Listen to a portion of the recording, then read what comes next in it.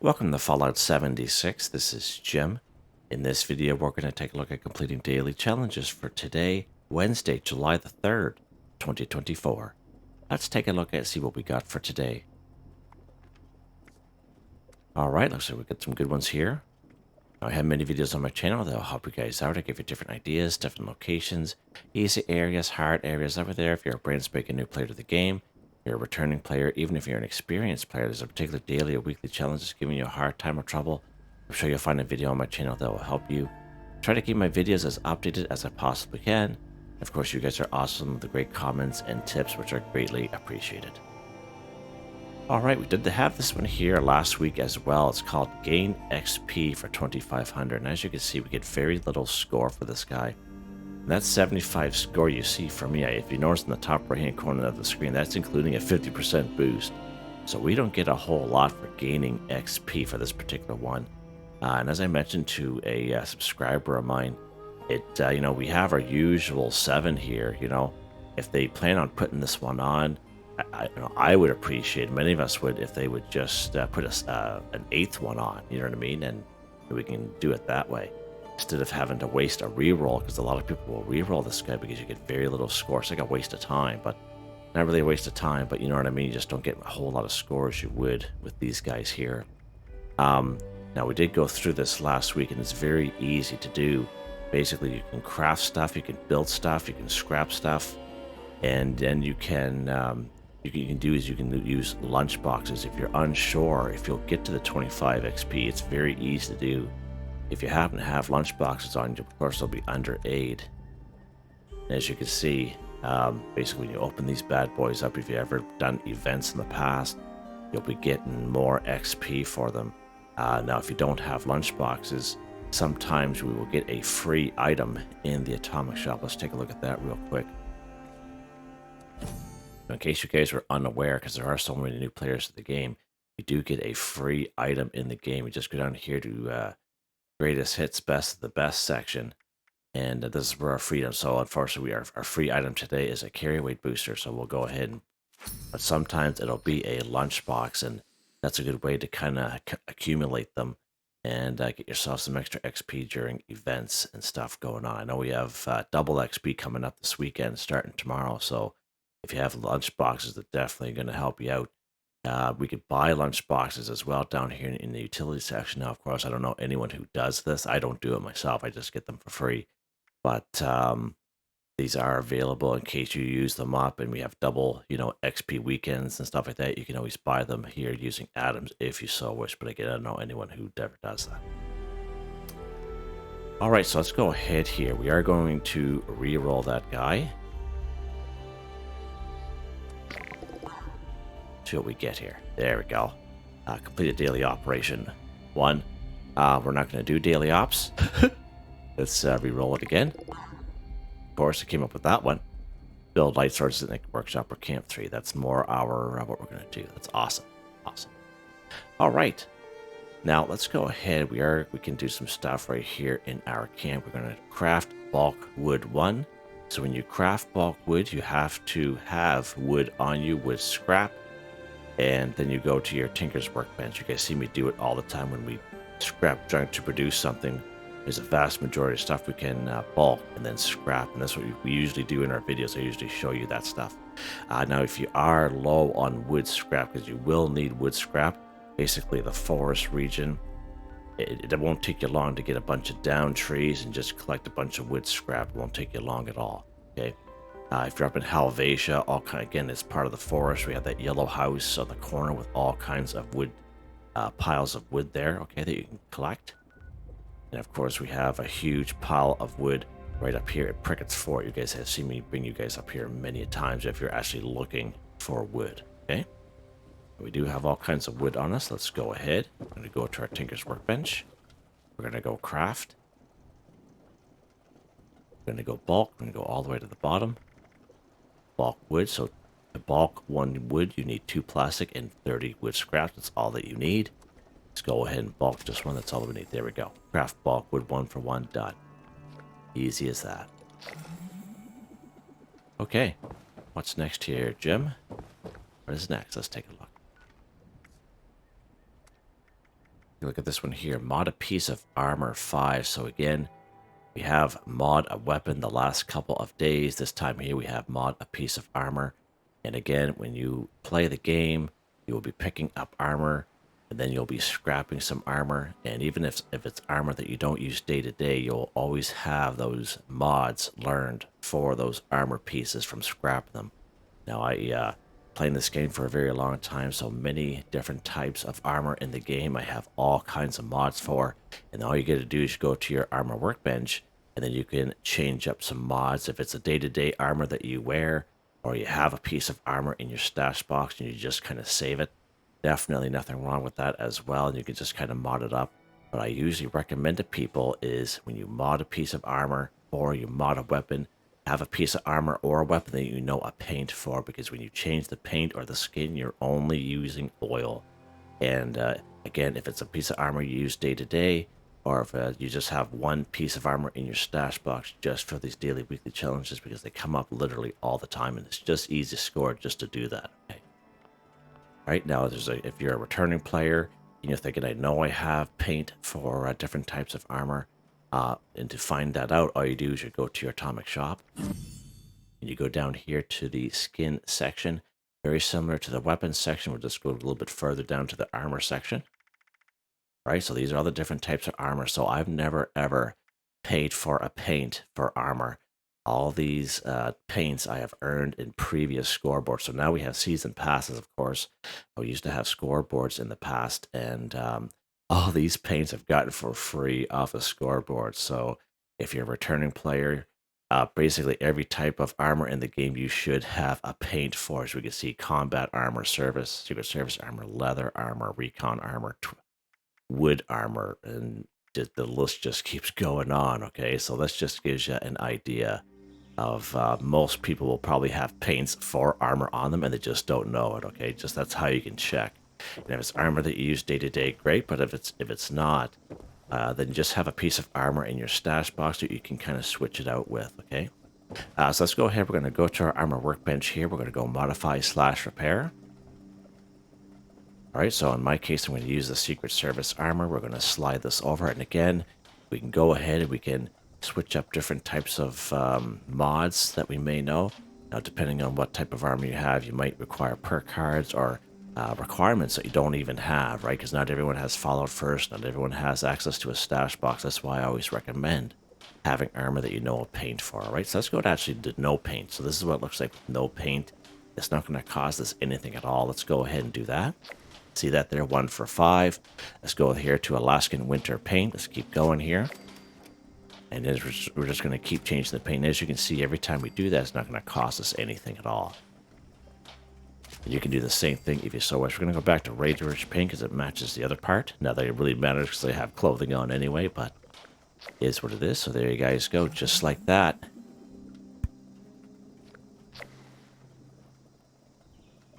All right, let's go here. All right.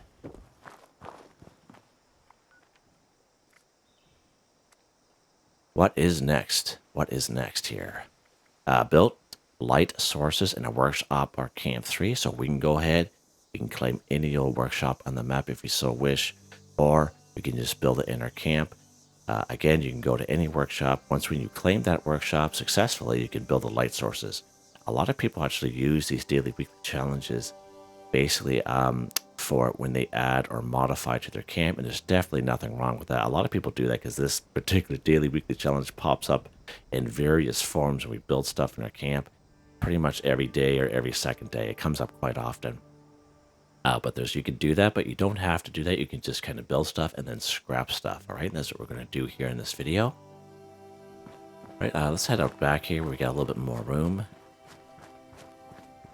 Open up our build menu, and of course a light source. So let's go down here, the lights section right here. It all depends on how long you've been playing the game and what you have for lights. We're just going to build some real simple lights here in the game. We have this real simple lamp. Okay, let's go down here. We're going to build this campfire. I remember having this campfire very early on in the game.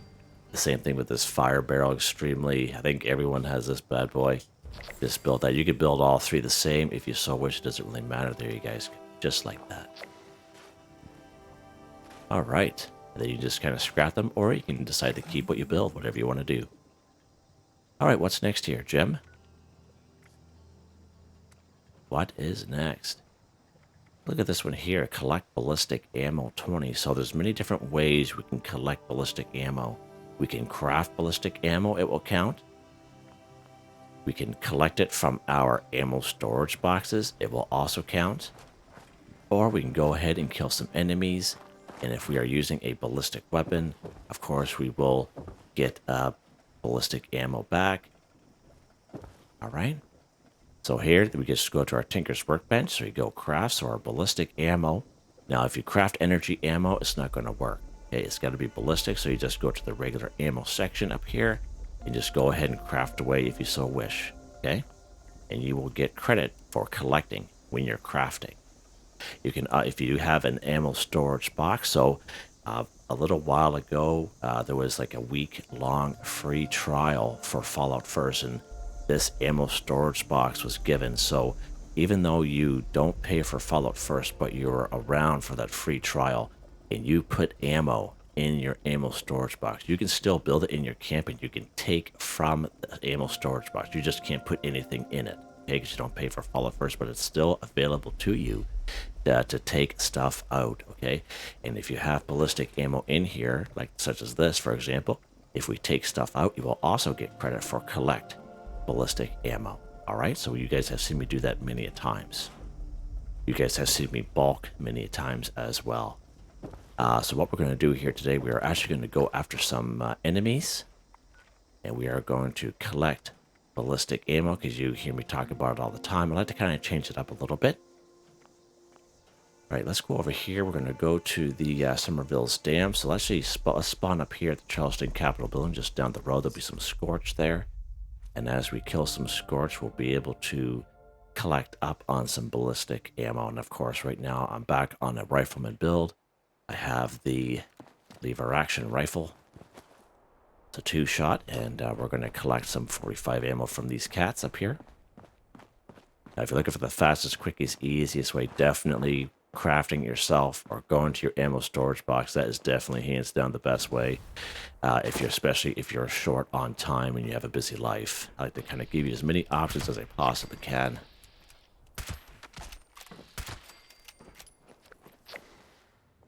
All right, as you can see there, we have some. There we go. And we're also killing a creature at the same time. These guys are considered creatures, so there's some more ballistic ammo. Even though it's the type of ammo that we use, it doesn't matter. There you go, collect ballistic ammo. 20 for 20, done. Just like that, guys. Just like that. And that's how easy that is when you're going after other creatures. Another good way is if you open up ammo boxes and ammo bags. Of course, most of us know by now, right up here by Vault 76, those upper lower parking lots, there is a huge source of ammo boxes in those 2 parking lots alone. And then if you make your way down here to Forward Station Tango, these are just really easy areas. They're just close by. Another great source of ammo boxes and ammo bags. So just an FYI. All right, what's next here, Jim? Kill the creature 12. Now what we can do is we can actually combine all 3 of these at the same time, okay? Because a mole miner is considered a creature. So is a Scorched, Ghoul, cryptids such as Grafton Monsters, Sheep Squatch, Snellygasters. Just to give you a couple examples, as long as it's not a robot or a human, okay? It can be an animal, it can be an insect, okay? Just an FYI. Glowing creatures, there's many glowing creatures around. We do have some mole miners that are glowing. And kill a mole miner. Again, these are also considered creatures, and we can find all kinds of glowing mole miners all in one spot, all right? So we're going to take a look at all 3 of these in one spot here. Where I'm going to go here today is we're going to go right up here to good old Monaga. I can find where it is. Right up here. Good old Monaga. Now again, let's go this one here. We're going to, that's why I have them all kind of tracked like that, so you can see them being done at the same time. So again, we're going to go over Monaga because we're going to kill 10 mole miners, okay? And there's at least 12 of them there. At least half of them will be glowing, okay? And of course, mole miners are creatures, so we're going to take care of all these three at the same time in the same place. All right? And you can do the same if you so wish. Let's go up here and we're going to fast travel.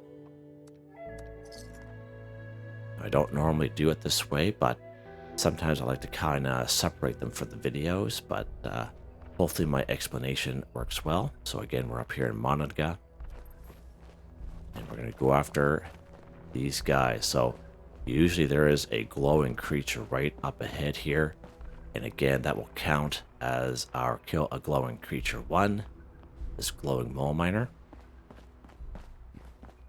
There's going to be 2 mole miners, so there's our glowing guys you can see there.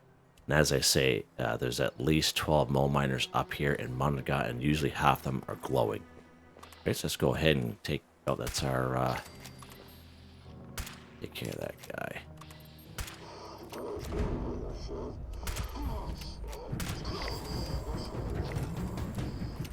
Alright, there's our glowing guy there. Alright, kill glowing creature 1 for 1. You see that pop up there? Nice. And of course we had our little mole rat here. He's also considered a creature. So you can do the same thing as well. There's many ways we can do these daily, weekly challenges. We can combine them. You can do it separately. Whatever it is you want to do, however way you want to play your game, it really matters at the end of the day and how much time you have, right, to do this stuff. Some more mole miners here. Here's our other glowing guy here. Most times they'll say glowing in the name. Now, in the Skyline Valley region, if you watch that 5-part series, basically the vast majority of creatures we found in the Skyline Valley region right down here were glowing. So you'll find all kinds of glowing creatures. Now, if you're looking for real easy ones, of course, right here, it's an unmarked location, which are glowing rad roaches.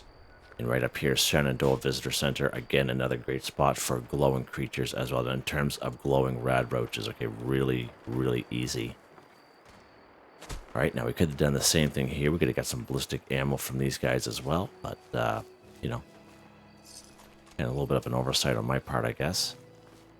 When I do these videos, most times I just, it's totally on script. Like, I don't have any plans and stuff like that. So I'm just trying to kind of go, and if I think of something pops in my head, I'm thinking, oh, let's do it this way and try it this way. And I try my best to switch it up the best I can, so we're not doing the same exact, going to the same places all the time. That kind of defeats the process, right? All right, so there's our kill a creature. There we go. And we're getting attacked here with this guy over here. It's fine. This guy way down here, he's kill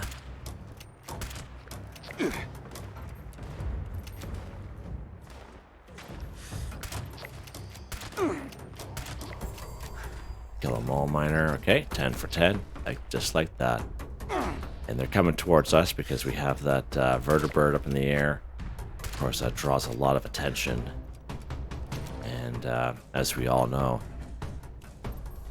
All right, good stuff. Take a look here. Yeah, we're done just like that. And again, we could have, you know, collected ballistic ammo as we were doing, you know, killing these mole miners at the same time. Real good spot. Real good spot for this. And again, if you are on a public server, you don't have access to a private one, there is a chance that you can come up here and these guys will already be dead. All right, so just an FYI, this is a popular spot. And just be aware you may have to fast travel, but I try to give you guys as many options as possible when I do these challenges. All right. Yeah, another great spot for some mole miners again. If you come here and they're dead, let's take a look here. It sounds like we're being trolled here. Let's go ahead. We could find some mole miners, maybe about 3 or 4 of them up here in good old Monadga Mine. Of course, down here in Welsh is another popular spot for some mole miners. Once in a while, we will see right down here in these Hornwright testing sites, these little buildings in the ash heap. There'll be an event that pops up called Breach and Clear. And those enemies will be mole miners, maybe the odd mole rat, but just an FYI. Okay. And of course, right down here in Skyline Valley region, we'll find some mole miners down here, the Big Meadows gas well. Of course, there are also a couple rat scorpions there as well, so just an FYI. Okay. A lot of stuff going on here in good old Monica. Wow. All right. So again, we are complete. They're not complete with me.